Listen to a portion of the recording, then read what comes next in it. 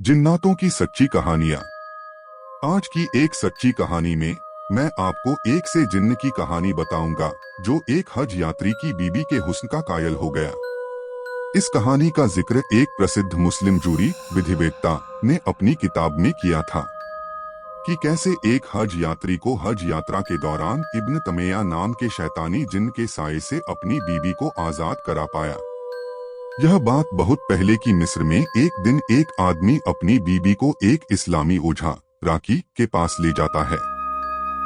उनका मानना था कि उसकी पत्नी एक शैतानी जिन्न के कब्जे में है, क्योंकि वह बहुत अजीब व्यवहार कर रही थी। राकी ने उस व्यक्ति से उसकी पत्नी के व्यवहार के बारे में पूछताछ की तो उसने कहा कि वह बहुत ही अग्रेसिव और गुस्से में थी और वह उसे अपने पास नहीं जाने दे रही थी। उसके लिए उसकी पत्नी का इस तरह का व्यवहार करना काफी अनुचित था, इसलिए उसने उसे ओझा के पास लाने का फैसला किया।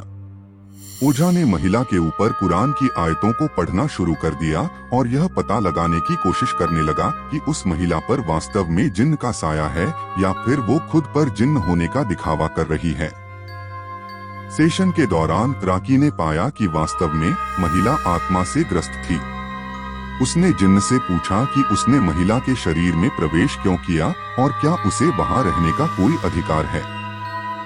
तब जिन्न ने राकी को बताया कि वह बांग्लादेश का मुस्लिम जिन्न है। उसने हज करने के लिए सऊदी अरब जाने का फैसला किया और वहां पहुंचने के लिए उसने ढाका शहर में एक तीर्थयात्री के शरीर में प्रवेश किया। उस जिन्न ने बांग्लादेशी तीर्थयात्री के साथ यात्रा की और मक्का पहुंचकर उस हज यात्री के शरीर से विदा हो गया।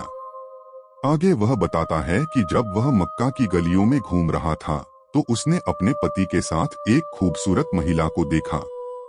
उसने उस दंपति का उनके आवास तक पीछा किया और उनके साथ घर में प्रवेश किया। जब उस आदमी की पत्नी रूम में अपने कपड़े चेंज करती है तो बेडरूम में उस महिला को निर्वस्त्र देखकर जिन्न वासना से अभिभूत हो जाता है और वह उसके शरीर में प्रवेश करके खुद को उस महिला के साथ जोड़ लेता है। उसे उस महिला से प्यार हो गया और वह उस महिला को अपनी पत्नी के रूप में मान लेता है। फिर हज यात्रा के दौरान वह जिन्न उस महिला को उसके शौहर से दूर रखने का संभव प्रयास करता है। हज पूरा करने के बाद वह आदमी अपनी पॉजेसिव पत्नी को लेकर मिस्र लौट आते हैं, जहां पर वह अपनी बीबी को ओझा के पास लाता है। अंत में ओझा उस जिन्न को महिला के शरीर से बाहर निकलने और बांग्लादेश लौटने के लिए मना लेता है।